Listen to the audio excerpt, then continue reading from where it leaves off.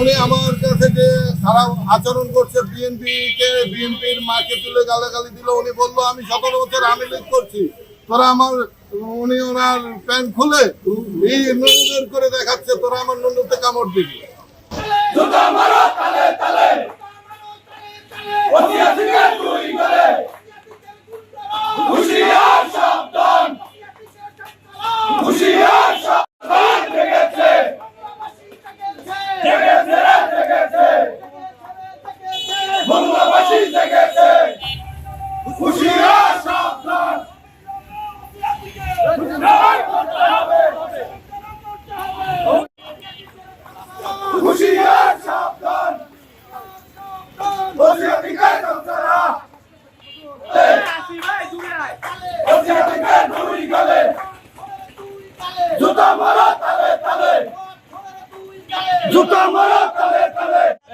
আজিজুর রহমান সোহাগকে এই পর্যায়ে আপনাদের সামনে বক্তব্য রাখবেন। আজকে আমরা অনেক হৃদয় ভারাক্রান্তে রাজপথে দাঁড়িয়েছি এই বর্ষার ভিতরে। পেশাগতভাবে আমি জাতীয় পত্রিকা আজকের সংবাদ এবং খুলনাকে যেটা কাজ করি। ওদিনকার রাতে যুবদল নেতা রতন মাহমুদ আমাকে ফোন করেছিল। আমাকে সে ফোন করে জানায়, ভাই তুমি কোথায়?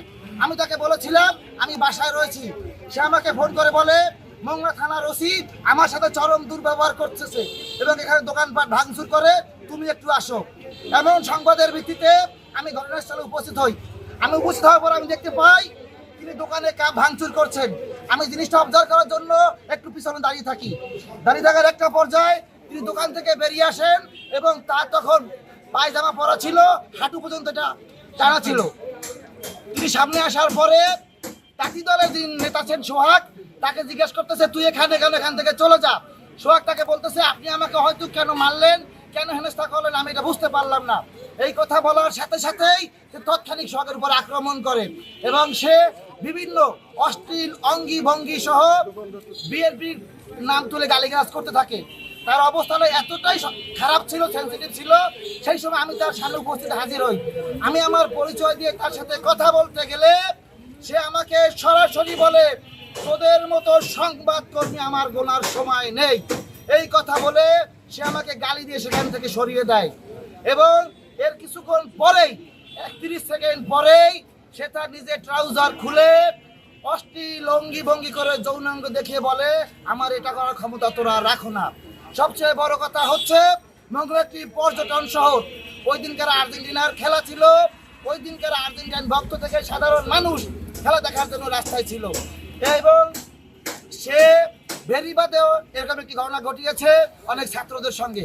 আমরা চাই এবং আরেকটা জিনিস আপনাদের সাথে বলতে চাই, আমি সরাসরি যখন তার সাথে কথা বলেছি তার মুখ থেকে আমি অ্যালকোহলের প্রচণ্ড গন্ধ পেয়েছি। আমি তার অবস্থা খারাপ দেখে আমি নিজেই নিরাপত্তার জন্য দূরে সরে আসি। সবচেয়ে বড় কথা হচ্ছে মোংলার মতো একটি গুরুত্বপূর্ণ জায়গায় যেখানে সরকার প্রধান মাদকের বিরুদ্ধে 0 টলারেন্স ঘোষণা করেছে এবং মোংলার মতো গুরুত্বপূর্ণ জায়গায় একজন মাদকাসক্ত ব্যক্তি ওসির দায়িত্ব পালন করতে পারে না। আমরা আপনাদের মাধ্যমে জানিয়ে দিতে চাই, মোংলার আইন শৃঙ্খলা যদি স্বাভাবিক রাখতে হয় এই ওসিকে অনতি বিলম্বে অপসারণ করতে হবে এবং যদি দ্রুত সময়ের ভিতরে তাকে অপসারণ করা না হয় আমরা এই শহরে বিক্ষোভ মিছিল থেকে গুরুতর আরো আন্দোলন ঘোষণা করবো ইনশাআল্লাহ। আমার 16 তারিখ রাত 1টা বাজে আমাকে মোংলা পৌর তাঁতি দলের সাধারণ সম্পাদক আজিজুর রহমান সোহাগ ফোন দিয়েছিল যে ভাই আপনি কি বাজারে আছেন? আমি বললাম হ্যাঁ। ও বলল যে ভাই আমার বাচ্চার দুধ শেষ হয়ে গেছে, বাচ্চাকে ভোরবেলা দুধ খাওয়াতে হবে, বাজারের দোকান খোলা আছে কিনা আপনি একটু দেখতে পারেন। আমি বললাম আচ্ছা ঠিক আছে আমি দেখছি। আপনারা এটাও জানবেন ওর বাচ্চাটা কিন্তু দীর্ঘদিন যাবৎ অসুস্থ। ওর বাচ্চার প্রতি মোংলার যারা বিএনপি করে স্বাভাবিক জনসাধারণ যারা চিনে ওকে, ওর বাচ্চার প্রতি একটা সহানুভূতি রয়েছে। তা আমরা ওই দোকানে গেলাম, দোকান খোলা ছিল। আমি দেখলাম যে তৎক্ষণিক সঙ্গ ওই দোকানে আসছে, একটা গামছা গায়ে খালি গায়ে, মানে বাচ্চার দুধ লাগবে যে অবস্থা ছিল। ওর বাসা থেকে বাজারের দোকানটা বেশি দূরে না। আসার পরে দুধ নিল, দুধ নেওয়ার পরে আমাকে বললো যে ভাই তো চলেন একটু চা খাই, বেরিবাদের জামালের দোকানে। আমরা সেখানে গেলাম, যাওয়ার পর আমাদের ওইখানে আরেক বড় ভাইকে দেখলাম যে বিল্লাল ভাই আসতেছে, ওনার সাথে একটু বসে কথা বলছে। কথা বলার পরে এক পর্যায়ে কিছুক্ষণ পর দেখলাম মোংলা থানার ওসি সাহেব একটা অটো ভ্যান যোগে আসছে, এসে ওই দোকানের সামনে দাঁড়ালো। দাঁড়ানোর পর তাকে আমরা সালাম দিলাম যে আসসালামু আলাইকুম।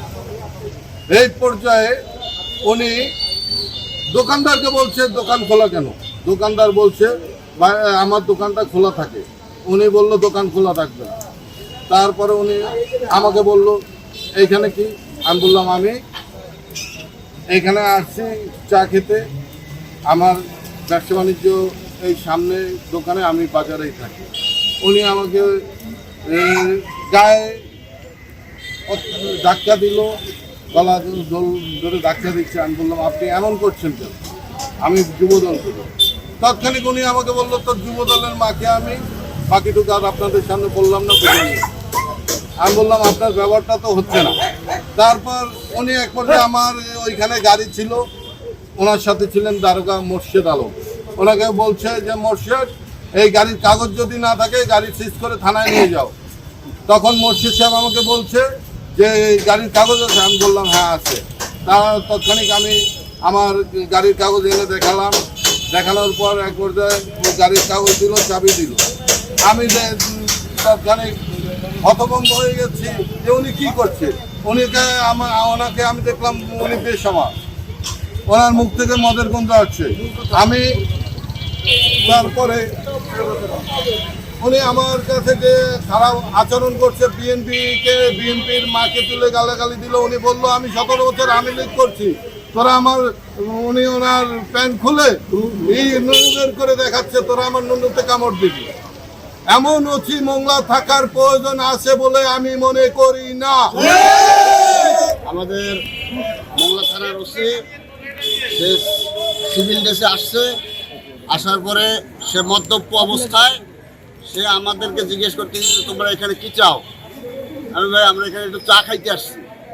তা সে বলতেছে যে তুমি কোন দল করো? আমি তাঁতি দল করি, তাঁতি দলের সদস্য সচিব।